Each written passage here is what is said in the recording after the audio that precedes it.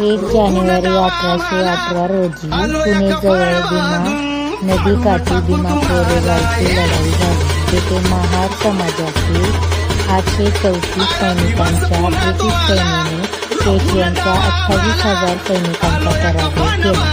ही लढाई पेशव्यांच्या घातक राजवटीविरुद्ध महार सैनिकांच्या शौर्याचे प्रतीक बनले.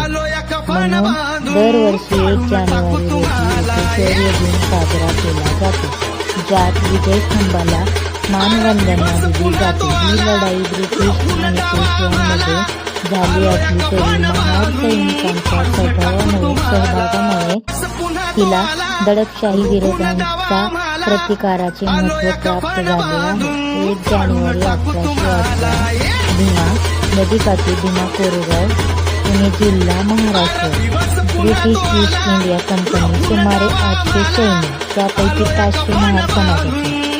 पेशवे सुमारे 28,000 सैनिक. युद्धाचे स्वरूप: पेशव्यांच्या सैनिकाने इंग्रजांवर हल्ला केला. महार सैनिकांनी पेशव्यांच्या सैनिकांचा पराभव केला, जे पेशवाकालीन सामाजिक विषमतेच्या विरोधात लढले असे मानले जात होते. परिणाम: ब्रिटिशांचा विजय झाला आणि त्यांनी भीमा कोरेगाव येथे विजयस्तंभ उभारला, ज्याच्यावर शहीद सैनिकांचे नाव कोरलेले आहे. ही लढाई दडपशाही विरोधांच्या प्रतिकाराचे प्रतीक बनले आणि दलित समुदायांसाठी ती ऐतिहासिक महत्त्व मिळवून गेली. शौर्य दिन: दरवर्षी 1 जानेवारी रोजी या लढाईतील शहीदांच्या समर्थन शौर्य दिन साजरा केला जातो. त्यात विजयस्तंभाला अभिवादन केले जाते.